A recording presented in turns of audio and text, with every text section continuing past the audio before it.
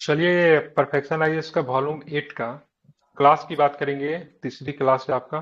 ठीक है, वॉल्यूम 8 का ये थर्ड क्लास है। और दो क्लास में हम लोगों ने बिहार को पढ़ा था, और आज जो है जो हम लोग पढ़ने वाले हैं राष्ट्रीय। ठीक है, नेशनल पढ़ने वाले हैं। तो सबसे पहले एक बिल आई है, विधायक आई है, डेट मीन्स लोक परीक्षा अनुचित साधनों का रोकथाम। ठीक है, ये विधायक जो है 2024 में आई। विधायक का नाम है लोक परीक्षा अनुचित साधनों की रोकथाम। लोक परीक्षा अनुचित साधनों की रोकथाम विधेयक 2024 देश भर में 21 जून 2021 से लागू हुआ। सॉरी, 21 दिन 2024 से लागू हुआ। ठीक है, ध्यान रखिए, गलत है। ठीक है, तो इसको मतलब लागू किया गया 2024 से, इसको लागू किया गया है। लोक परीक्षा अनुचित साधनों का रोकथाम विधेयक 2024 संसद से पारित होने तथा राष्ट्रपति द्रौपदी मुर्मू के अनुमोदन प्रांत ये 12 फरवरी 2024 से कानून बन गया है। ठीक है, इसको ध्यान में रखना है। आप कानून बन गया मतलब परीक्षा से संबंधित किसी भी प्रकार की चोरी चकारी अगर कोई लोग करते हैं, ठीक है, तो वहां पे यहाँ पे क्या होगा, सजा वगैरह का क्या होगा, प्रावधान होगा। इसको आपको ध्यान में रखना है। ठीक है, तो काफी अधिक इंपॉर्टेंट है। आप देखें किस प्रकार की सजा का इसमें प्रावधान है। ठीक है, ये अपनी तरह का प्रथम राष्ट्रीय कानून है, मतलब परीक्षा को लेकर इससे पहले किसी भी प्रकार का कोई राष्ट्रीय कानून आपका नहीं था। ठीक है, इसमें भारतीय लोक सेवा आयोग, ठीक है, इस माइक बंद कीजिए, सभी लोग माइक बंद कीजिए।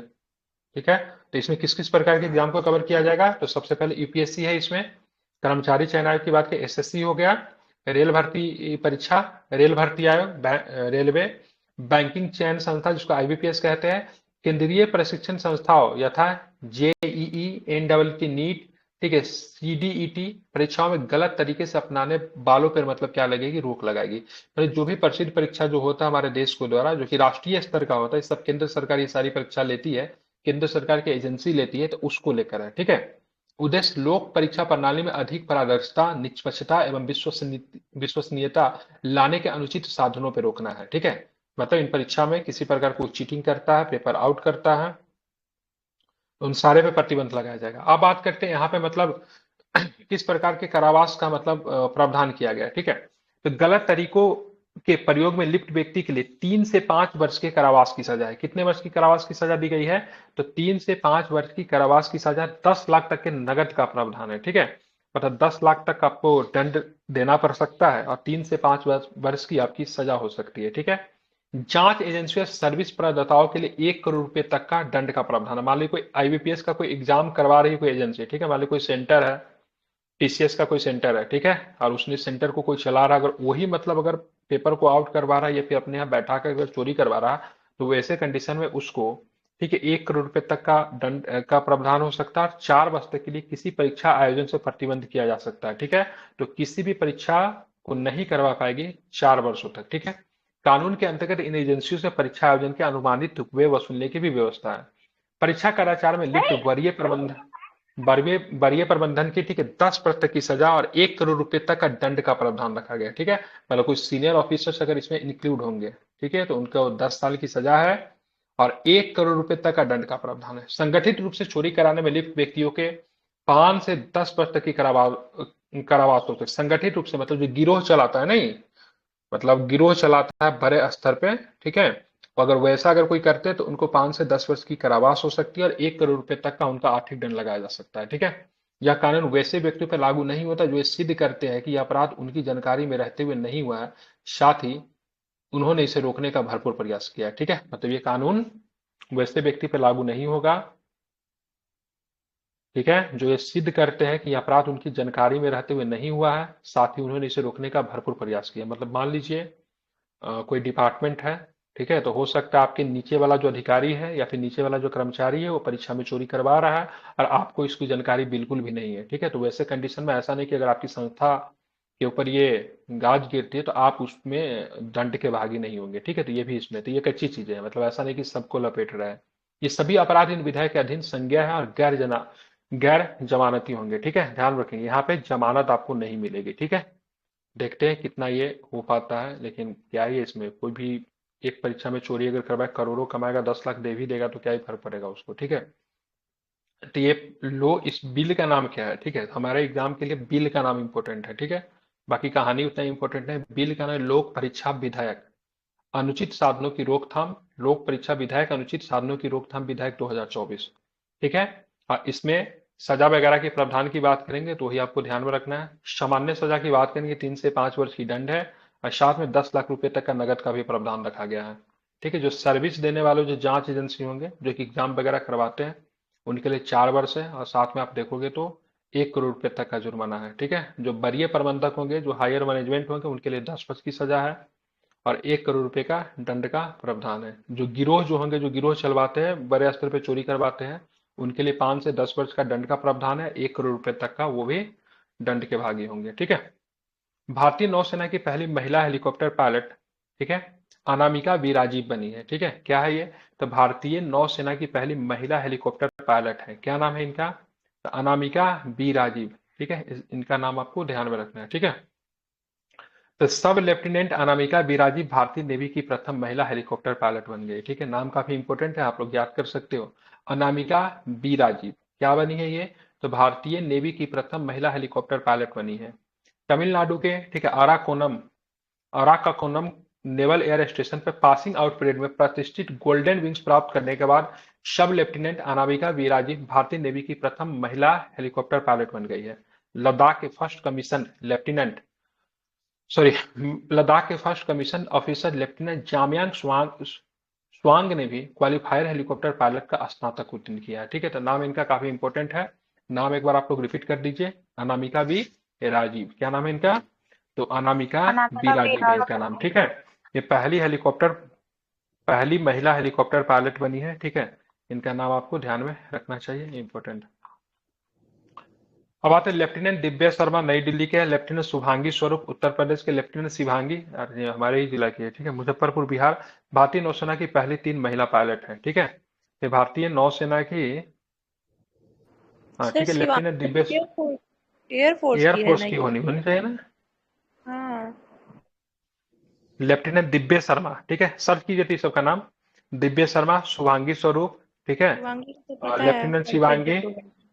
ठीक है, दोनों के नौसेना यहाँ पे दिया हुआ है, लेकिन आई थिंक ये एयरफोर्स के लोग, एक बार चेक कर लीजिए। ठीक है, यही सब इसका मेजर मिसिंग रहता है। ठीक है, सर ऐसे अब भी बात सब करें, लेफ्टिनेंट अब उसमें होता है, नेवी में ही रहता है। लेफ्टिनेंट जो है सो एयरफोर्स में होता है। फ्लाइंग ऑफिसर है शिवांगी जो है।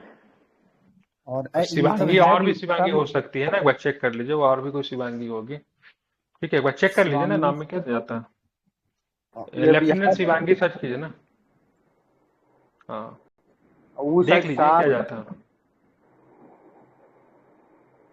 एक बार चेक कर लीजिए, आपस में डिबेट करने से अच्छा है। ठीक है, हम मोदी जी का बात करेंगे तो इनका 3.0 शुरू हो गया। ठीक है, मोदी 3.0। ठीक है, तो नरेंद्र मोदी तीसरे कार्यकाल के लिए 9 जून 2024 को प्रधानमंत्री पद की शपथ ली।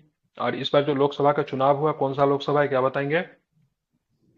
18वीं लोकसभा। ठीक है, ये काफी इंपॉर्टेंट है, भूलेंगे नहीं। ठीक है, 18वीं लोकसभा के लिए नरेंद्र मोदी लगातार तीसरी बार गठबंधन सरकार के प्रमुख के रूप में प्रधानमंत्री बने हैं। ठीक है, प्रधानमंत्री के शपथ समारोह में विदेशी नेता श्रीलंका के राष्ट्रपति रानिल विक्रम सिंघे, ये से इंपॉर्टेंट है, मालदीव को सब मालदीव लिखा है। लेफ्टिनेंट है ठीक है, वो भी शिवांगी। ये सर क्या शिवांगी वाला एयरफोर्स सही का है। कि नेवी का है? सर नेवी का। इसमें भी नौ नेवी लिखा है, तो नेवी वो है। सब लेफ्टिनेंट लिखा हुआ है उसमें। अगर लेफ्टिनेंट कहीं भी लिखा होगा तो वो एयरफोर्स या इसमें चला आर्मी में चला जाएगा। ठीक है, ठीक है, वो ठीक दिया, गलत नहीं है। ठीक है, अब यहाँ पे देखेंगे कौन कौन लोग शामिल हुए प्राइम मिनिस्टर मोदी के, ठीक है, शपथ समारोह में। तो रानिल विक्रम सिंघे कहाँ के राष्ट्राध्यक्ष है, तो क्या बताएंगे? श्रीलंका। तो श्रीलंका के। ठीक है, मालदीव के राष्ट्रपति मोहम्मद मुइजू, सेशल्स के उपराष्ट्रपति, ठीक है, अहमद हफीक। ठीक है, बांग्लादेश की प्रधानमंत्री शेख हसीना की, मॉरिशस के प्रधानमंत्री परवीन कुमार जगन्नाथ, नेपाल के प्रधानमंत्री पुष्प कमल दहल जिनको प्रचंड भी कहते हैं, अब भूटान के प्रधानमंत्री शरंग टोबजे। ठीक है, ये सबके सब हमारे जो है, एक तरह से देखेंगे तो पड़ोसी ही है। ठीक है, तो सबके सब जो थे प्राइम मिनिस्टर मोदी के शपथ ग्रहण में शामिल होने वाले विदेशी मेहमान थे।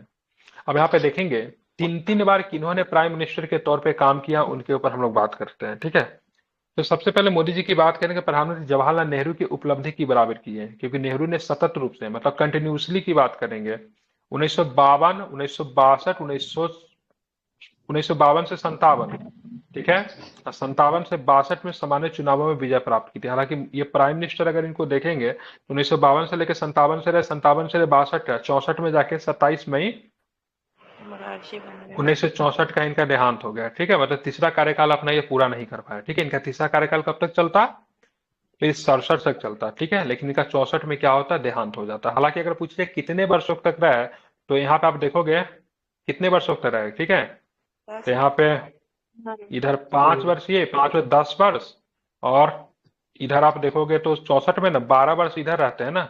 12 वर्ष हो ठीक गए। है, और पीछे भी तो रहे ना, 47 में प्राइम मिनिस्टर वो बनते हैं, 47 में बनते हैं ना।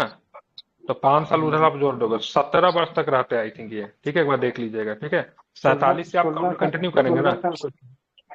हाँ, 16 साल कुछ महीना आप कह सकते हैं, तो अप्रोक्स 17 के आसपास थे। ठीक है, अब जब यहाँ पे मोदी जी ने जब यहाँ पे शपथ लिया, ठीक है, यहाँ से प्रश्न हमारे लिए इंपॉर्टेंट। जब मोदी जी ने शपथ लिया तो साथ में उनके साथ 71 मंत्रियों ने भी शपथ लिया। ठीक है, जिसमें महिला मंत्रियों की संख्या कितनी है? 73। ठीक है, तो 10% महिला अप्रोक्स में। ठीक है, 10% महिला, 7 महिला मंत्री। 7 महिला। ठीक है, 7 महिला मंत्री थी। ठीक है, और बिहार से कितने मंत्रियों ने शपथ लिया? तो 4 कैबिनेट थे और 4 राज्य मंत्री थे। ठीक है, तो 4+4 बिहार से थे। ठीक है, ध्यान में रखना है। क्लियर? तो प्रश्न जो हमारे लिए जो इंपॉर्टेंट है, क्या पूछे जाएंगे? तो प्रश्न जो हमारे लिए पूछे जाएंगे, ध्यान में रखना है। ठीक है, सेम मोदी जी की बात करेंगे तो उनके साथ कितने मंत्रियों ने शपथ लिया? 71 मंत्रियों ने शपथ लिया, जिससे महिला मंत्रियों की संख्या 7 थी।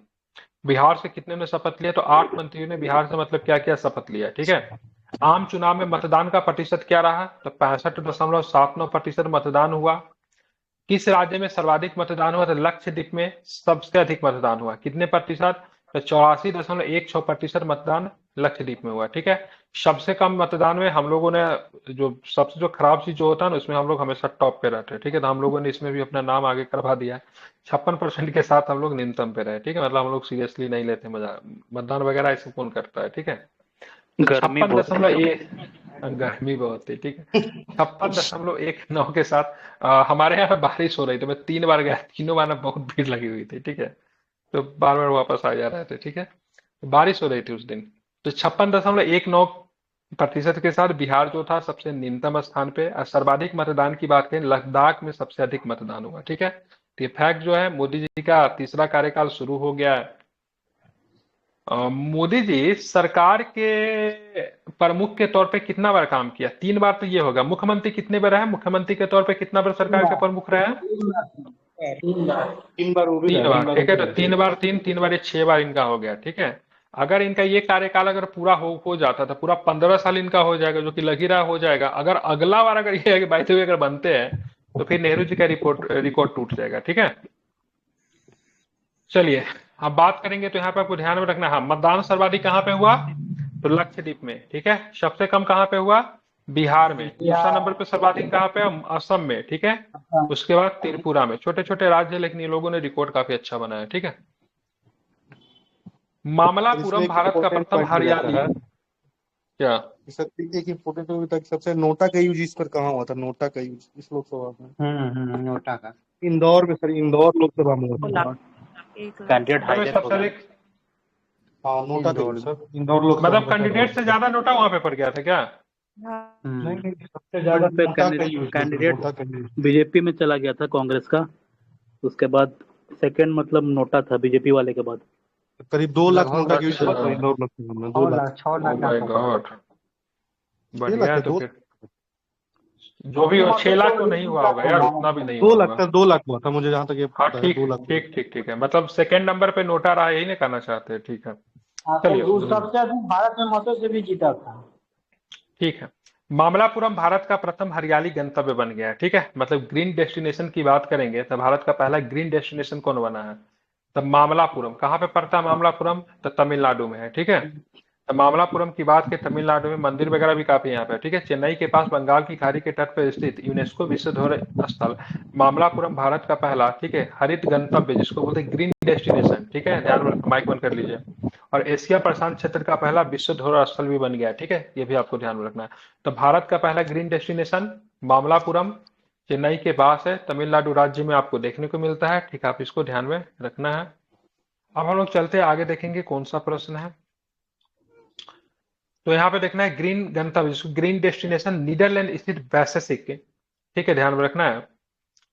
वैश्विक सतत पर्यटन परिषद मतलब global sustainable tourism council permanent इकाई है। यह संस्था ग्रीन डेस्टिनेशन कार्यक्रम, पर्यावरणीय, सामाजिक और सांस्कृतिक पहलुओं में टिकाऊ प्रथाओं के लिए प्रतिबद्ध स्थलों की मान्यता देता है। मतलब ये मान्यता किसके द्वारा दिया जाता है, ठीक है, तो ग्रीन डेस्टिनेशन नीदरलैंड स्थित वैश्विक सतत पर्यटन परिषद परमानेंट इकाई है, मतलब इसी के द्वारा मिलता है, ठीक है, नीदरलैंड की संस्था जो कि मान्यता देती है, ठीक है। अब तक कितने ग्रीन डेस्टिनेशन है, ठीक है, तो विश्व में टोटल, ठीक है, तो विश्व में ध्यान में रखना टोटल ग्रीन डेस्टिनेशन की बात करेंगे तो 122 है, ठीक है, कितना है, 122 है, ठीक है। और भारत की बात करेंगे, भारत में अभी तक मात्र एक है, क्या नाम है उसका, मामलापुरम, ठीक है, क्या नाम है उसको, तो मामलापुरम, ठीक है, ध्यान में रखना। अब बात करेंगे मोदी जी का तीसरा कार्यकाल जैसे ही शुरू हुआ, मोदी जी विदेश निकल गया, और कहाँ गए सबसे पहले विदेश में, इटली में गए थे, ठीक है, ठीक है, तो ध्यान में रखना है अपने तीसरे कार्यकाल में प्रधानमंत्री नरेंद्र मोदी जी ने G7 सम्मेलन में शामिल होने कहाँ गए, तो इटली गए, ठीक है, ध्यान में रखना इटली मोदी जी पहुंच गए। 50वां G7 सम्मेलन 13 से 15 जून को इटली के, ठीक है, अप्लिया प्रोविंस में संपन्न हुआ है, ठीक है, कहाँ पे, अप्लिया प्रोविंस मतलब प्रांत होता है, वहां पे संपन्न हुआ। और यहाँ पे बात करें मुख्यतः चर्चा जो हुई सम्मेलन में के दौरान यूक्रेन एवं गाजा में चल रहे युद्ध की चर्चा हुई। विश्व की सर्वाधिक उन्नत अर्थव्यवस्थाओं के समूह का नाम G7 है, जो कि बहुत साल पहले G8 भी कभी हुआ करता था, क्योंकि सास भी कभी बहू थी, उसी तरह G7 भी कभी G8 थी।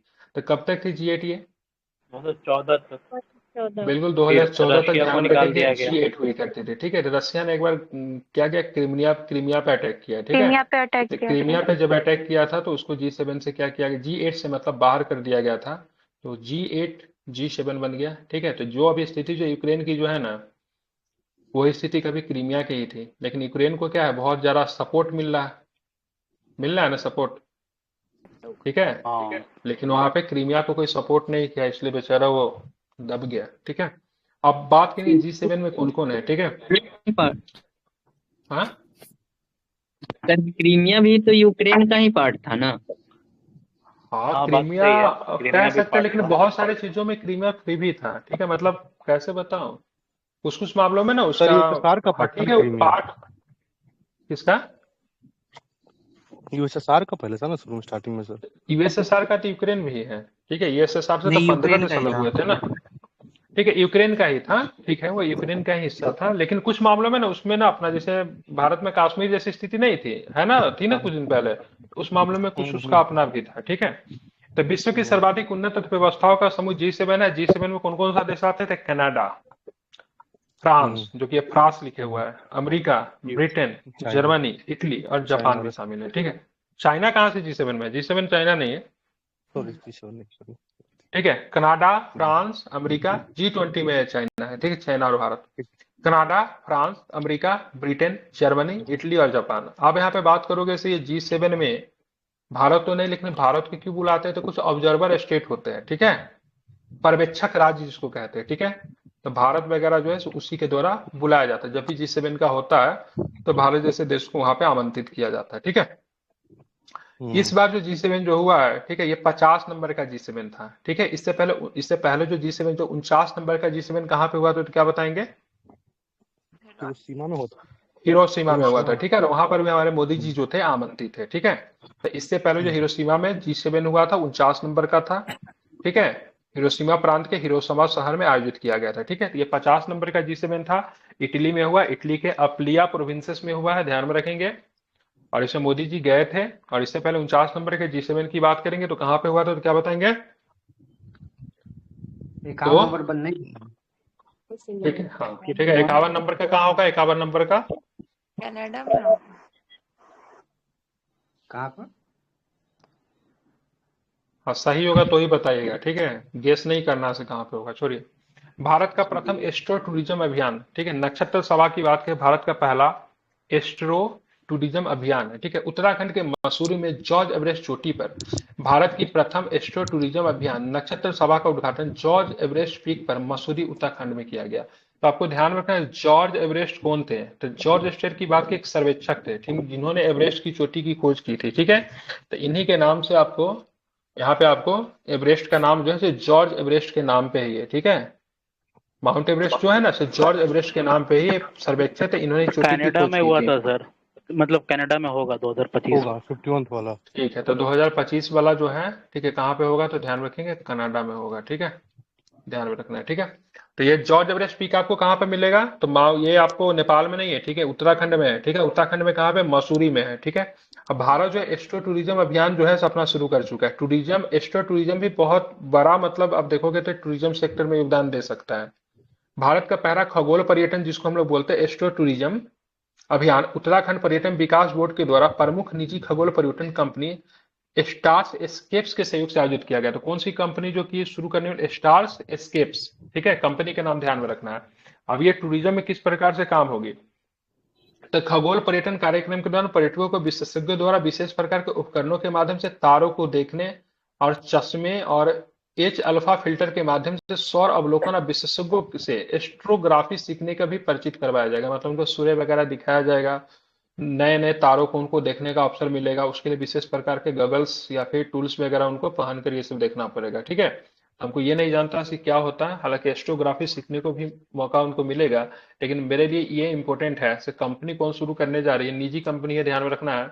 स्टार्स एस्केप्स नाम है। ठीक है, और इसका उद्घाटन कहाँ पे किया गया है, तो जॉर्ज एवरेस्ट पीक पे किया गया है। इसका लोकेशन की बात की मसूरी में है, और मसूरी आपका उत्तराखंड में पड़ता है। ठीक है, दूसरी बात, हाँ ठीक है, ध्यान रखना है, राज्य की बात की उत्तराखंड और जॉर्ज एवरेस्ट चोटी पे। ठीक है, ध्यान रखना, एस्ट्रो टूरिज्म इंपॉर्टेंट, मेंस का क्वेश्चन बन सकता है इससे। सूती कपड़े से बना देश का पहला किसान कवच। ठीक है, तो ध्यान, किसान कवच क्या है इसके बारे में चला हम लोग समझते हैं। और ध्यान में रखें किससे बनी हुई, सूती कपड़े से बनी हुई। ठीक है, अब यहाँ पे बात करें किसान कवच। कवच की काम क्या होता है, तो कवच का काम यही होता है ना, से खतरनाक चीजों से आपको बचाना। तो ये किसान कवच जो है, जो कि सूती कपड़ा से बना हो, इसका उद्देश्य देश के किसानों के खतरनाक उर्वरकों से मतलब क्या करना है, इनकी रक्षा करना है। अब बनाया किसने है इसको, तो बेंगलोर के stem cell biology regenerative medicine संस्था और सेफियो हेल्थ प्राइवेट लिमिटेड के वैज्ञानिकों ने सूती कपड़े से बने स्वदेशी सुरक्षात्मक उपकरण को किसान कवच का नाम दिया है। तो यही आपसे पूछा जा सकता है कि किसानों को, ठीक है, हानिकारक उर्वरकों से बचाने के लिए एक विशेष प्रकार का कवच बनाया गया, उसका नाम क्या है, तो क्या बताओगे आप लोग, तो उसका नाम क्या है, किसान कवच। ठीक है, ध्यान रखना क्या नाम है, किसान कवच। ठीक है, ध्यान रखना। ठीक है, बिल्कुल ठीक है, क्या नाम है उसका, किसान कवच। इस पर ऐसे अणु का इस्तेमाल किया गया जो संपर्क में आने से कीटनाशकों को निष्क्रिय करने में सक्षम है। मतलब कीटाणु जैसे संपर्क में आएंगे वो क्या हो जाएंगे, निष्क्रिय हो जाएंगे। ठीक है, इससे पहनने से कृषकों के उर्वरक संबंधी स्वास्थ्य खतरों को कम करने में मदद मिलेगी। यह सूती फैब्रिक और इसका मॉलिक्यूल उर्वरकों के प्रभाव को समाप्त भी कर देता है। ठीक है, ये किसान कवच आपके लिए इंपॉर्टेंट हो सकता है, इसी को आप याद रखो। ठीक है, अब आते हैं श्रीनगर को मिला वर्ल्ड क्राफ्ट सिटी का दर्जा दे दिया गया है। ठीक है, तो वर्ल्ड क्राफ्ट काउंसिल ने श्रीनगर को वर्ल्ड क्राफ्ट सिटी का, ठीक है, दर्जा, यूनेस्को के शहर में भी आता है श्रीनगर। ठीक है, ये भी आपको ध्यान में रखना है, श्रीनगर यूनेस्को सिटी में भी आता है। वर्ल्ड क्राफ्ट सिटी की उपाधि पाने वाला देश का चौथा शहर बन गया। ठीक है, कितने नंबर का शहर है, तो क्या बताएंगे, ये 4 सिटी है। तो जाहिर सी बात, इससे पहले शहर की बात करें, मामलापुरम ऑलरेडी यूनेस्को में शामिल है ये शहर। ठीक है, जयपुर राजस्थान ये भी यूनेस्को में शामिल है। मैसूर का आइडिया नहीं है। ठीक है, मैसूर कर्नाटक, और साथ में अब चौथा नंबर पे कौन हो जाएगा, ध्यान में, श्रीनगर। ठीक है, क्या है, श्रीनगर, अहमदाबाद भी, वाराणसी भी, सब शामिल है। ठीक है, श्रीनगर। ठीक है, तो बताना वर्ल्ड क्राफ्ट सिटी की उपाधि पाने वाला देश का श्रीनगर कितने नंबर का शहर बना है, तो क्या बताएंगे, 4th। चौथा। ठीक है, कौन कौन शहर इसमें शामिल है, तो क्या बताओगे, मामलापुरम तमिलनाडु, जयपुर राजस्थान, मैसूर की बात करेंगे तो कर्नाटक का है। ठीक है, ये जो है वर्ल्ड क्राफ्ट सिटी जो बनाया गया, इसमें क्या चीज का मतलब बढ़ोतरी मिलेगा, इसका पर्पस क्या होगा, तो जाहिर सी बात है क्राफ्ट इंडस्ट्री मजबूत होगा, मतलब स्थानीय हस्तशिल्प उद्योग को प्रोत्साहन मिलेगा, साथ ही हस्तशिल्प कलाकारों एवं कारीगरों की सामाजिक आर्थिक उन्नति में भी सहायता मिलेगी। अब बात करेंगे, इससे एक इंपॉर्टेंट प्रश्न ये भी बन सकता है, ये उत्तर भारत का पहला शहर है। ठीक है, क्या है, उत्तर भारत का क्या है, पहला शहर है, क्योंकि आप मामलापुरम दक्षिण में है, ये भी दक्षिण में है, ये आपको वेस्ट में आ गया, ये नॉर्थ का पहला शहर है। ठीक है, ध्यान रखें क्या है, नॉर्थ का ये पहला शहर है जिसको ये दर्जा मिला है। अब आते हैं श्रीनगर के ऊपर थोड़ा हम लोग बात करते हैं। तो श्रीनगर की बात करेंगे तो यूनेस्को के रचनात्मक शहर में इसको 2021 में इनको मान्यता दे चुका था। ठीक है, 2021 में इसको रचनात्मक शहर के रूप में श्रीनगर ऑलरेडी मतलब चुना जा चुका है। ठीक है, श्रीनगर का संस्थापक की बात करेंगे तो अशोक थे। ठीक है, ये बात कहाँ से पता चलती है श्रीनगर के संस्थापक जो थे अशोक थे? कोई ऐतिहासिक स्रोत? बिल्कुल, राष्ट्ररंगिणी से पता चलती है कि श्रीनगर के संस्थापक जो थे अशोक थे। ठीक है, ध्यान में रखना है। अब आते हैं दिल्ली एयरपोर्ट पर भारत का पहला सेल्फ ड्रॉप बैगेज फैसिलिटी आपको देखने को मिले। ठीक है, सेल्फ ड्रॉप बैगेज फैसिलिटी की बात करेंगे तो दिल्ली एयरपोर्ट पे ये सुविधा दी गई है। ठीक है, दिल्ली में कितने एयरपोर्ट हैं? 2 एयरपोर्ट। एगो पालम है, एगो इंदिरा गांधी और एक इंटरनेशनल हो गया, आईजीआई एगो यहाँ बस। पे नहीं है, अरे यहाँ पे जहाँ पे शेख हसीना आई थी, कौन सा नोएडा के पास में, जेवर जेवर जेवर तो अभी बना नहीं है ना। जेवर भी है, हिंडन भी है, 4 गो एयरपोर्ट है आई ना। थिंक। हिंडन पर्सनल है। जेवर नोएडा में हो गया। इंडियन गुड़गांव में। हाँ ठीक है, एनसीआर में आता है वो। ठीक है, आई थिंक 3 है, नोएडा तीन में। है, हिंडन वाला। सफदरजंग है, सफदरजंग हाँ है। हाँ ठीक, बिल्कुल ठीक है। चलिए, तो हमें बात ये करनी थी कि सेल्फ ड्रॉप बैगेज फैसिलिटी शुरू करने वाला दिल्ली एयरपोर्ट भारत का पहला एयरपोर्ट बन गया। ठीक है, और दिल्ली एयरपोर्ट का नाम क्या है? इंदिरा गांधी अंतर्राष्ट्रीय एयरपोर्ट। ठीक है, दिल्ली एयरपोर्ट ने सेल्फ बैगेज ड्रॉप फैसिलिटी आरंभ करने वाला देश का पहला और विश्व का दूसरा हवाई अड्डा बन गया। ठीक है, ये अच्छी चीज है, इसे दूसरा विश्व में स्थान है और देश में पहला है। ठीक है, इससे पहले यह केवल कनाडा के टोरंटो एयरपोर्ट पे सुविधा थी। यह तकनीक सामान छोड़ने की प्रक्रिया को सुव्यवस्थित करेगी। इससे सामान के लिए प्रतीक्षा करने का समय घट जाएगा। ठीक है, बहुत दिक्कत हो, लैपटॉप वगैरह, चार्जर वगैरह सब बाहर लिखवा लेता है। ठीक है, टर्मिनल 1 टर्मिनल 3 पर 50 self service bag drop unit लगाई गई। इस सुविधा से यात्री एक सरल और बेहतर चेक इन सुविधा का क्या कर सकते हैं? आनंद उठा सकते हैं। ठीक है, तो बस आपको ध्यान रखें, दिल्ली है भारत का पहला, और भारत का पहला और विश्व में कितने नंबर पे है? तो विश्व में दूसरा स्थान पर। ठीक है, इसको आपको ध्यान में रखना है, इंपॉर्टेंट है, याद रखेंगे इसको। भारत के पहले चॉडविक हाउस। ठीक है, भारत के पहले चॉडविक हाउस नेविगेटिंग ऑडिट हेरिटेज संग्रहालय का उद्घाटन किया। क्या? नेविगेटिंग ऑडिट हेरिटेज संग्रहालय का उद्घाटन किया गया। ठीक है, कहाँ पे किया गया ये? तो शिमला में किया। ठीक है, कहाँ पे? शिमला का। भारत के पहले चॉडविक हाउस, देखते हैं इसको। नियंत्रक एवं महालेखा परीक्षक जिसको बोलते हैं सीएजी। सीएजी के बारे में संविधान का कौन सा अनुच्छेद इनको संवैधानिक संस्था बनाती है? आर्टिकल कौन सा है? 148। ठीक है, 148 से लेकर 151 तक है। ठीक है, ध्यान में रखना है। ठीक है, संवैधानिक पद है। ने भारत के पहले हेरिटेज संग्रहालय चॉडविक हाउस नेविगेटिंग ऑडिट का उद्घाटन किया, और कहाँ पे किया? शिमला में किया। ठीक है, यह संग्रहालय संस्थान की समृद्ध विरासत एवं राष्ट्र की शासन प्रणाली में इसके योगदान, संरक्षण एवं संवर्धन की दिशा में यह महत्वपूर्ण प्रयास है। चॉडविक हाउस शिमला का एक महत्वपूर्ण स्थल है। ठीक है, आपसे यह भी पूछा जाए चॉडविक हाउस कहाँ पे है? ठीक है, ब्रिटिश कालीन लग रहा है। ठीक है, क्योंकि महात्मा गांधी यहाँ पे जाके रुके थे। ठीक है, भारतीय चॉडविक हाउस की बात करेंगे जो समृद्ध एवं गहन इतिहास को स्वयं में संजोए हुआ है। कैबिनेट मिशन के लिए गांधी जब 1946 में शिमला आए थे तो उस समय इसी चॉडविक हाउस में ठहरे थे। ठीक है, एक शिमला समझौता हुआ था, बता सकते कब हुआ था शिमला समझौता? 1945। 71 1980 कहता है। ना, वो शिमला सम्मेलन वो पाकिस्तान भारत युद्ध नहीं। ठीक है, 45। ठीक है, हाँ ठीक है, ये शिमला समझौता में भारत का कांग्रेस का प्रतिनिधित्व कौन कर रहा था? गांधी जी। बहुत सुंदर, इंदिरा गांधी जिनका आंसर आया ना वो बिल्कुल सही है। ठीक है, अबुल कलाम आजाद। ठीक है, ध्यान में कौन थे? इंदिरा गांधी उस समय बच्ची थी। ठीक है, अबुल कलाम आजाद थे। ठीक है, ध्यान में रखना है। ठीक है, अबुल कलाम आजाद थे। इसी वजह पे शिमला समझौता भी रद्द हो गया, क्योंकि मतलब मुस्लिम लीग का कहना था कि कांग्रेस एक मुस्लिम को प्रतिनिधि क्यों बना दी। ठीक है, क्योंकि वो मुस्लिमों का अपना बहुत ही समझती थी, इसलिए समाप्त हो गया। 1945 में एक प्रश्न और भी पूछता है, इस शिमला समझौता के दौरान गांधी जी शिमला में उपस्थित तो थे लेकिन उन्होंने समझौता में पार्टिसिपेट नहीं किया था। ठीक है, और समझौता में भाग नहीं लिया था। ठीक है, ये भी ध्यान में रखना है। ये जो इंपॉर्टेंट है 1946 वाला जो शिमला जब गांधी जी आए थे कैबिनेट मिशन के लिए, यहीं पे बातचीत चल रही थी, तो जिस घर में ठहरे थे उस घर का नाम चॉडविक हाउस था। स्वतंत्रता प्राप्ति के पश्चात 1950 में यहाँ पर भारतीय अकिंचन एवं लेखा सेवा के लिए एक प्रशिक्षण विद्यालय भी प्रारंभ किया गया। तो ऑडिट ऑफिसर जो होता है ना, उनका जो ट्रेनिंग जो होता है यहीं पे होता है। ठीक है, समझ रहे हैं ना? जो ऑडिट, जैसे ऑडिट ऑफिसर भी, तो जैसे कि आईएएस की ट्रेनिंग की बात करें कहाँ पे होती है? यहाँ पे ना, क्या नाम है इसका? मसूरी में। लवासना। ठीक है, लवासना जिसको बोलते हैं। आईपीएस का हैदराबाद में आई थिंक होता है। तो उसी तरह इनका जो होता है कहाँ पे होता है? ठीक है, अकाउंट वगैरह का भारतीय अकिंचन एवं लेखा सेवा आयोग का, तो ये आपको यहाँ पे होता है, चॉडविक हाउस में होता है, जो कि कहाँ पे है? शिमला में पड़ता है। ठीक है, ध्यान में रखना।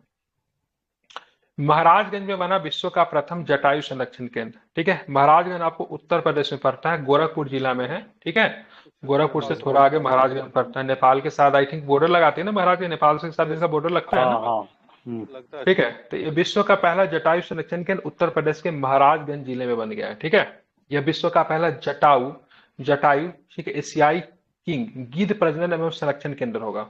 ठीक है, ध्यान रखिए यह केंद्र लाल गर्दन वाले गिद्धों का संरक्षण एवं प्रजनन किया जाएगा। ध्यान में रखना, ये महाराजगंज बहुत इंपॉर्टेंट है। ठीक है, जिला गोरखपुर है और राज्य उत्तर प्रदेश है। ठीक है, भूलेंगे नहीं।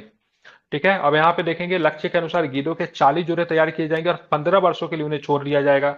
एशियाई किंग गिद्ध तेजी गति से विलुप्त हो रही प्रजाति है। ठीक है, उनका संरक्षण वन्य जीव संरक्षण जीवन है, मतलब वाइल्ड लाइफ प्रोटेक्शन एक्ट जो था ना 1972 के तहत, इसी के तहत उनका संरक्षण किया जा रहा है। ठीक है, ध्यान में रखना है। ठीक है, तो कहाँ पे खोला गया है?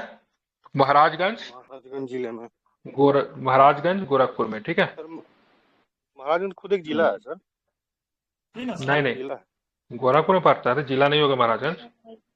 ऊपर लिखा हुआ था सर, जिला है? महाराजगंज जिला जिला। है सर, जिला भी जिला है, है। एमपी भी होता है इसका सब। सीट है ना वहाँ का, महाराजगंज जिला महाराजगंज से हुआ। उखाड़ा होते हैं। अच्छा, जिला है। अच्छा, जिला। ठीक है, मुझे लगा सिर्फ गोरखपुर में पड़ता है, कि गोरखपुर से थोड़ा ही आ गया था, हम सोचते गोरखपुर यहाँ में। वाला जिला नहीं है, यहाँ वाला सिर्फ एमपी सीट है, बिहार वाला। बिहार वाला तो बिहार में महाराजगंज का है। बिहार में भी है, नगर परिषद है, सीवान में। अच्छा, सिवान में सीवान में है। ठीक ठीक है, विधानसभा क्षेत्र होगा फिर।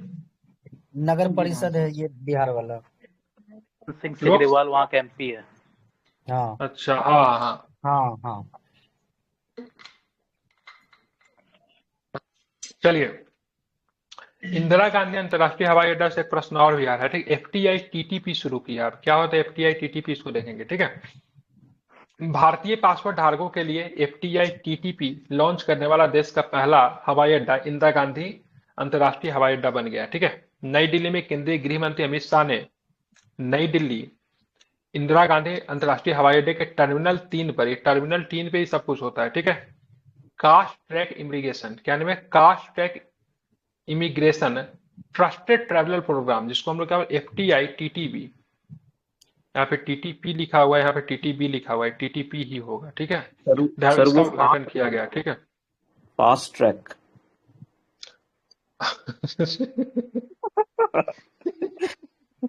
ये फास्ट ट्रैक होगा। ठीक है, क्या होगा?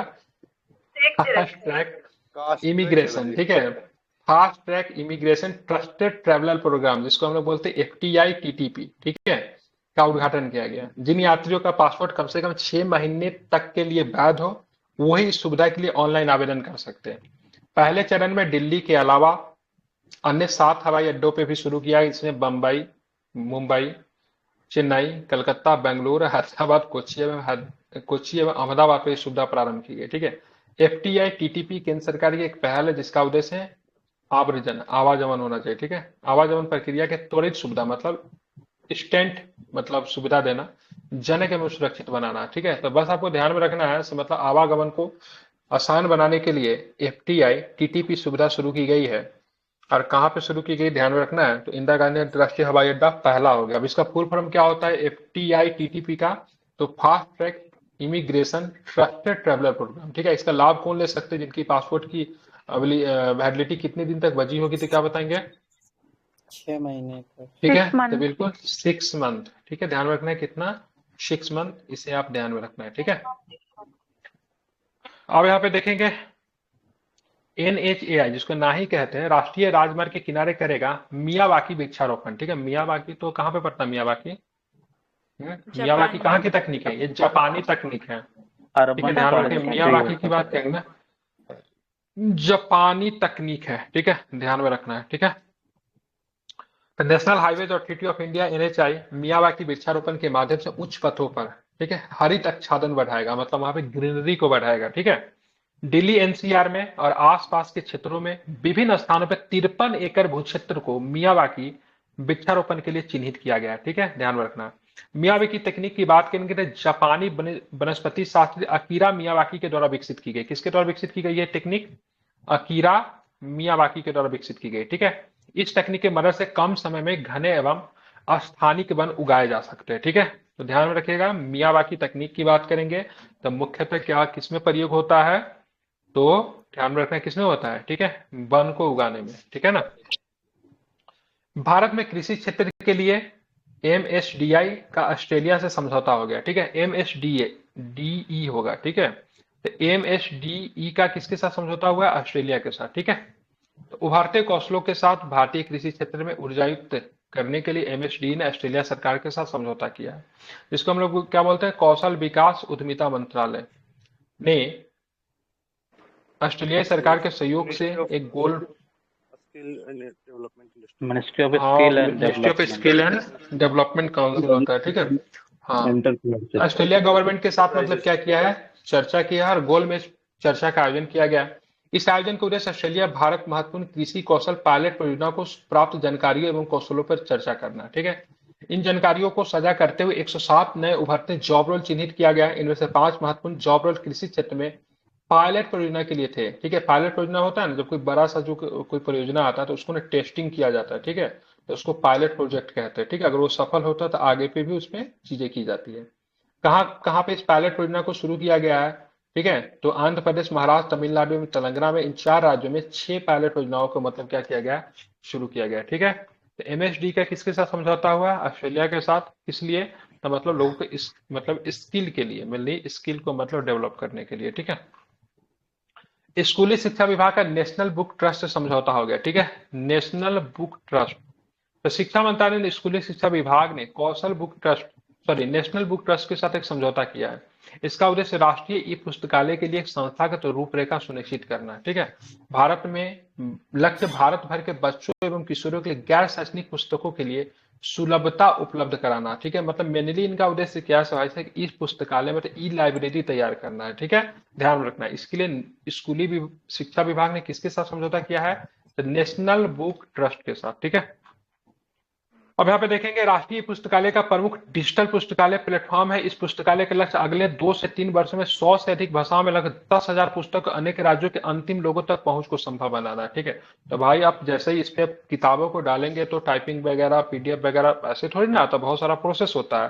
तो अगले 2 से 3 वर्षों में 100 से अधिक भाषाओं में लगभग 10,000 पुस्तकों का अनेक राज्यों के अंतिम बच्चों तक इसकी पहुंच को बनानी है। राष्ट्रीय पुस्तकालय अंग्रेजी के अलावा 22 अन्य भाषाओं में 40 से अधिक प्रकाशकों के लगभग 1000 गैर शैक्षणिक पुस्तकों का फीचर करेगा। ठीक है, ध्यान रखना है।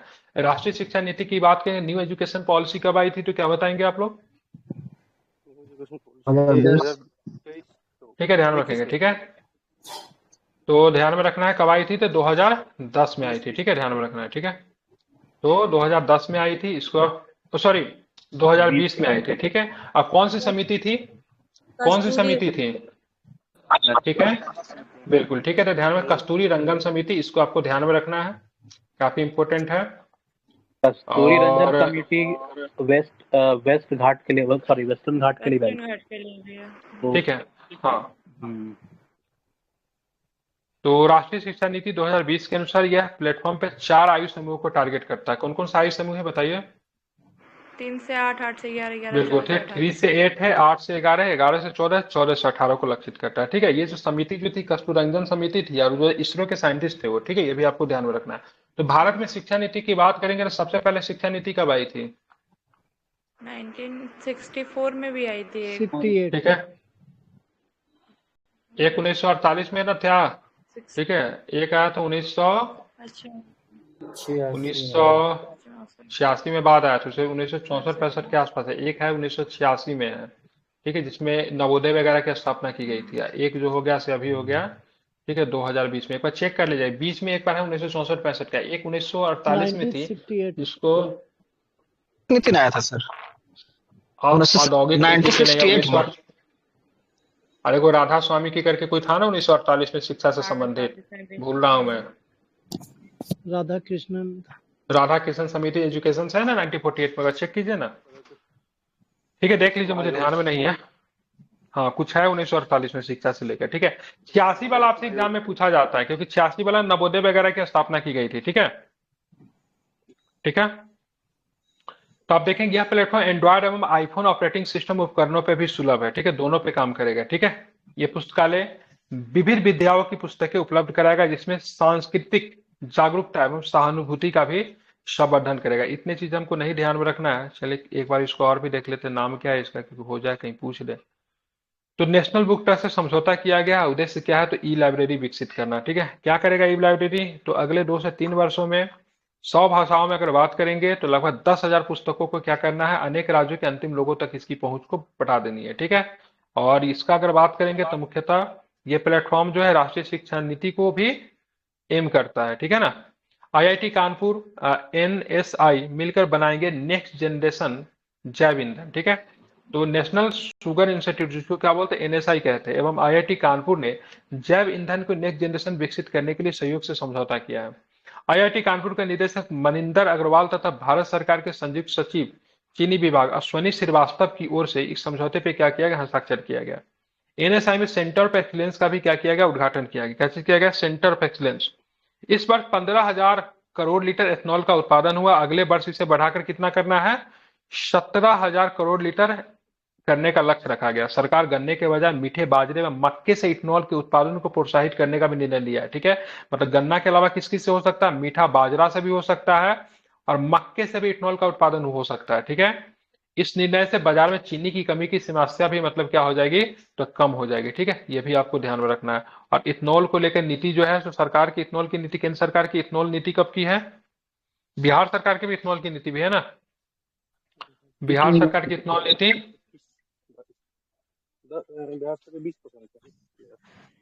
एक बार इसको आप लोग देख लीजिएगा। हालांकि बिहार में जो सबसे पहले इथेनॉल का जो कारखाना लगाया गया था, ये भी एग्जाम में पूछा जा चुका है। किस जिला में लगाया गया था सबसे पहले इथेनॉल का? पूर्णिया। पूर्णिया में लगाया गया था बेलूगु। ठीक है, तो बिहार सरकार का इथेनॉल नीति इंपॉर्टेंट है, आपको देखना है। ठीक है, भूटान में लगाया जाएगा हाइड्रो इलेक्ट्रिक संयंत्र। ठीक है, किसके द्वारा? अडानी समूह के द्वारा। ठीक है, तो भूटान में यह हाइड्रो इलेक्ट्रिक संयंत्र लगाने जा रहे हैं। गौतम अडानी ने भूटान में 507 मेगावाट हाइड्रो इलेक्ट्रिक संयंत्र स्थापित करने के लिए समझौता ज्ञापन में हस्ताक्षर किया है। अडानी समूह के अध्यक्ष गौतम अडानी ने भूटान के ड्रग ग्रीन पावर कॉर्पोरेशन के साथ एक समझौता ज्ञापन पर हस्ताक्षर किए। समझौते में, इस समझौते के तहत भूटान के चूखा प्रांत में, ठीक है, 570 मेगावाट ग्रीन हाइड्रो संयंत्र स्थापित किया। चूखा परियोजना भी है। ठीक है, भारत और भूटान के बीच में। ठीक है, ध्यान में रखना है, चूखा परियोजना जो है भारत और भूटान के बीच में। ठीक है, यह समझौता संधारणीय ऊर्जा विकास को दिशा में एक महत्वपूर्ण कदम है। ठीक है, तो ये भी आपको ध्यान में रखना है। किसके द्वारा हाइड्रो इलेक्ट्रिक संयंत्र लगाया जा रहा है भूटान में? तो अडानी समूह के द्वारा। ठीक है, बांग्लादेश को भी ये लोग बिजली सप्लाई कर रहे हैं। ठीक है, तो बिजली तो दे दी, अब इनको पैसा नहीं मिल रहा है, दिक्कत ये है। ठीक है, इनको पैसा मिलने की दिक्कत हो गई है। चलिए, तो कहाँ पे लग रहा है ये? हाँ, झारखंड में का गोड्डा से आई थिंक बनाता है। नहीं, गोड्डा है कि दुमका है, कहीं पे गोड्डा में। ठीक है, यहाँ पे बिजली वगैरह का कारखाना वगैरह ये लोग लगा रखे हैं। ठीक है, सुनने में ऐसा कोयला ही लोग ऑस्ट्रेलिया से मंगाते हैं। अब बिजली पॉल्यूशन फैलाता है इंडिया बिजली बांग्लादेश को बिजली भेजता देता है। ठीक है, बांग्लादेश। शामली गुड़ को जीआई टैग मिला है। ठीक है, तो कहाँ की है शामली गुड़? शामली शहर भी है ना, यूपी की शहर है ना। तो शामली ध्यान में रखना है, उत्तर प्रदेश के नाबार्ड के सहयोग से उत्तर प्रदेश के 10 उत्पादों को जीआई टैग का आवेदन किया गया, जिसमें से शामली गुड़ को जीआई टैग मिल गया। किसी क्षेत्र विशेष के क्षेत्रीय उत्पाद में उस क्षेत्र की पहचान होती है। उस उत्पाद की ख्याति जब पूरी दुनिया में फैलती है तो उसे जीआई टैग, जिसको बोले जियोग्राफिकल इंडिकेटर कहते हैं। ठीक है, देखिए टैग को हैग लिखा हुआ, प्रदान किया जाता है। ठीक है, जीआई टैग की बात करें, geographical indication of goods registration protection act की बात करें, 1999 के तहत प्रदान किया जाता है। ठीक है, तो एक कब आया था? 1999 में आया था। दिया गया था सबसे पहले कब? दार्जिलिंग टी को 2004 में। 4 में। ठीक है, ध्यान में 2004 में दिया गया था। ठीक है, ध्यान में रखना, उद्योग संवर्धन और आंतरिक व्यापार विभाग तथा वाणिज्य एवं उद्योग मंत्रालय के तहत जियोग्राफिकल इंडिकेशन रजिस्ट्री के द्वारा यह टैग प्रदान किया जाता है। ठीक है, बिहार के बहुत सारे उत्पादों को जीआई टैग दिया गया है, बिहार के संदर्भ में आपको याद होना चाहिए। ठीक है, भारत ने क्यूबा को मानवीय सहायता भेज दी है। ठीक है, गुजरात के मुंद्रा बंदरगाह से भारत में बनी 9 सक्रिय दवा सामग्री के 90 टन का कंसाइनमेंट क्यूबा को भेजा गया। ठीक है, इस एपीआई का प्रयोग करके क्यूबा के दवा निर्माता घातक संक्रामक रोगों के उपचार के लिए आवश्यक एंटीबायोटिक का निर्माण कर सकेंगे। बायोटिक होगा, एंटीबायोटिक टैबलेट, कैप्सूल, सिरप ना इंजेक्शन के रूप में हो सकते हैं। ठीक है, वर्तमान में क्यूबा आवश्यक वस्तुओं, दवाओं एवं खाद्य सामग्रियों के अभाव से क्या हो रहा है? जूझ रहा है। ठीक है, तो क्यूबा को भेजा गया। क्यूबा की राजधानी कहाँ है? क्यूबा की राजधानी, हवाना, ठीक है, ध्यान में, हवाना। क्यूबा किस चीज के लिए फेमस है? चीनी का कटोरा, शुगर के लिए। Sugar ball. ठीक है, ध्यान में, शुगर के लिए फेमस है। ठीक है, शुगर मतलब चीनी के लिए क्या है, काफी अधिक ये फेमस है क्यूबा। ठीक है, ध्यान रखना, भारत के द्वारा उसको मानवीय सहायता भेज दी गई है क्यूबा को। ठीक है, ताकि क्यूबा अपनी जिंदगी जी सके। ठीक है, भारत ने भेजी पापुआ न्यू गिनी को भी राहत सामग्री भेज दी है। ठीक है, तो भारत ने पापुआ न्यू गिनी को मानवीय आधार पर $1 मिलियन भी दिए। ठीक है, 19 टन राहत सामग्री भेजी है। पापुआ न्यू गिनी में लैंड स्लाइडिंग हुआ है ना, भूस्खलन के कारण काफी नुकसान उठाना पड़ा। पापुआ न्यू गिनी के भगत इंगा प्रांत में इन भूस्खलनों के कारण भारी क्षति का सामना करना पड़ा। आपदा में 2000 लोगों की मृत्यु हो गई, जो कि इस देश के हिसाब से देखा जाए तो बहुत ही ज्यादा है, क्योंकि इन सब छोटे छोटे आइलैंड है, इनकी जनसंख्या काफी कम होती है। ठीक है, तो 2000 लोगों की मृत्यु हो गई ओशिनिया है। का ठीक है, कंट्री है। हाँ ठीक है, ध्यान रखना, पपुआ न्यू गिनी। तो भारत ने $1 मिलियन की अ, सुविधा भी दी है। ठीक है, और साथ में 19 टन राहत सामग्री भी भेजी है। ठीक है, कल हम पढ़ेंगे एनटीए के बारे में। एनटीए पुनर्गठन सरकारी समिति नियुक्त किया गया। बाकी जितना पढ़ा है वो आप लोग से थोड़ा पूछ लेता हूँ, थोड़ा आप लोग बता दीजिए, उसके बाद हम लोग बिहार पढ़ेंगे। ठीक है, अच्छा खासा हो गया। ठीक है, बताना आपको, लोक परीक्षा अनुचित विधायक तो पास हो ही गया था ये इसको। ठीक है, हाँ आप ये बताइए, भारतीय नौसेना की पहली महिला हेलीकॉप्टर पायलट का नाम बताइए, क्या नाम उनका? अंबिका बी राजीव। नाम अंबिका बी राजीव। ठीक है, ध्यान रखना, अंबिका बी राजीव। ठीक है, मोदी कैबिनेट, अनिमिका नहीं है। ठीक है, अंबिका ही लिखा हुआ है, सॉरी अनामिका ही है, सॉरी अनामिका बी राजीव है, मिस्टेक, मैं ही गलत पढ़ रहा था। ठीक है, कौन से लोकसभा के लिए मोदी जी का तीसरा कार्यकाल प्रारंभ हुआ? लोकसभा 18। ठीक है, ध्यान रखें। ठीक है, परवीर जगन्नाथ जो थे, परवीर कुमार जगन्नाथ जो थे, यहाँ पे पार्टिसिपेट किया था मोदी जी के, ठीक है, सभा समारोह में। कहाँ के थे ये? मॉरिशस। मॉरिशस के थे। ठीक है, शरंग टोबजे भी आए थे, वो कहाँ के थे? भूटान। और ये सिविल सर्वेंट है। ठीक है, ध्यान में रखिएगा। ठीक है, सिविल सर्वेंट है ये, भूटान के सिविल सर्वेंट रहे। ठीक है, और मोदी कैबिनेट में कितने मंत्री शामिल है? 73। 71। महिला मंत्री ने पूछा हूँ, महिला ने पूछा हूँ ना आप लोग से, महिला कहाँ पूछा? सब सीधे पूछा था। तो 71 टोटल है, महिला कितने हैं? 7 है। सबसे अधिक 18वीं लोकसभा में, ठीक है, मत कहाँ पे गिरा? सबसे अधिक मत कहाँ पे गिरा बताइए? लक्षद्वीप, लक्षद्वीप। लक्षद्वीप में। सबसे कम बिहार में। ठीक है, बिहार। भारत का पहला, ठीक है, ग्रीन डेस्टिनेशन कौन बन गया है? मामलापुरम, तमिलनाडु। बात करें, तमिलनाडु में भारत का पहला ग्रीन डेस्टिनेशन बन गया है। ठीक है, विश्व में टोटल ग्रीन डेस्टिनेशन की संख्या कितनी है, तो क्या बताओगे? 122 के आसपास। 122 है। ठीक है, बिल्कुल। ठीक है, तीसरे कार्यकाल के नरेंद्र मोदी जी की पहली विदेश यात्रा, ठीक है, किस सम्मेलन में पार्टिसिपेट करने के लिए पहुंच गए थे, क्या बताएंगे? बिल्कुल, तो ठीक है, ध्यान रखना है क्या होगा? G7 में। ठीक है, ध्यान रखना है। ठीक है, तो G7 की बात करेंगे तो कितने नंबर का G7 इस बार हुआ है, तो क्या बताएंगे? 50वां G7 हुआ है। ठीक है, 49 नंबर का कहाँ पे हुआ था, तो क्या बताएंगे? हिरोशिमा। हिरोशिमा पे हुआ था। ठीक है, भारत का प्रथम एस्ट्रो टूरिज्म अभियान किस राज्य में शुरू किया गया, क्या बताओगे? ठीक है, बिल्कुल, सूती कपड़े का बना हुआ, ठीक है, खतरनाक उर्वरकों से बचने के लिए किसानों को दिया गया, वो क्या नाम है उसका? कवच। वच। ठीक है, वर्ल्ड क्राफ्ट सिटी का दर्जा किस शहर को दिया गया है? श्रीनगर। भारत का ये कितने नंबर का शहर है जिसको वर्ल्ड क्राफ्ट सिटी का दर्जा दिया गया, क्या बताएंगे? फोर्थ। चौथा नंबर का है। ठीक है, इससे पहले किस किस को मिल चुका है? मल्लापुरम, जयपुर, मैसूर। रचनात्मक शहर की बात करेंगे, ठीक है, रचनात्मक शहर इंग्लिश में क्या बोल रहे हैं रचनात्मक को? Creative city. ठीक है, तो ये श्रीनगर को भी मिल चुका है। कब मिला था ये? 2021 में। सेल्फ ड्रॉप बैगेज फैसिलिटी उपलब्ध कराने वाला विश्व का प्रथम एयरपोर्ट का नाम इंदिरा बताइए। Gandhi international airport, Delhi, new Delhi. विश्व का टोरंटो है। टोरंटो। टोरंटो। ठीक है, विश्व का टोरंटो वो पहले अच्छा नंबर पे है। विश्व। ठीक है, ठीक है, ध्यान रखना, विश्व में कौन सा है? टोरंटो है। ठीक है, नेविगेटिंग ऑडिट हेरिटेज संग्रहालय का उद्घाटन किया गया। चॉडविक हाउस का संबंध किससे है? महात्मा गांधी यहाँ रुके थे 1946 महात्मा में। गांधी रखे थे यहाँ पे। हाँ ठीक है, यहाँ पे ऑडिट डिपार्टमेंट का ट्रेनिंग वगैरह भी होता है। ठीक है, विश्व का प्रथम जटायु संरक्षण केंद्र कहाँ पर स्थापित किया जा रहा है? महाराजगंज, यूपी। महाराजगंज यूपी में। ठीक है, ध्यान में, महाराजगंज यूपी में। ठीक है, महाराज फालतू क्वेश्चन। राष्ट्रीय राजमार्ग के किनारे, ठीक है, किस तकनीक का प्रयोग करके वृक्षारोपण किया जाएगा, जो कि मियावाकी। NHAI शुरू करने जा रही है, ठीक है। ये जापानी तकनीक है मियावाकी, ठीक है, ध्यान में रखना। हाँ, नेशनल बुक ट्रस्ट से समझौता की है स्कूली शिक्षा विभाग, इनका उद्देश्य क्या है, क्यों किया गया है? ई पुस्तकालय की ठीक स्थापना है, करना। ई लाइब्रेरी मतलब प्रोवाइड करना, ठीक है। नेक्स्ट जनरेशन जैव ईंधन, ठीक है, NSI किसके साथ मिलकर बनाएगी, किस IIT IIT के साथ? Kanpur. Next IIT IIT Kanpur. Kanpur, ठीक है, ध्यान में रखना है, ठीक है। भूटान में लगाया गया हाइड्रो इलेक्ट्रिक संयंत्र भारत की कौन सी कंपनी? अडानी, गौतम अडानी का। प्रांत में, किस प्रांत में लगेगा तो क्या बताएंगे? चूखा।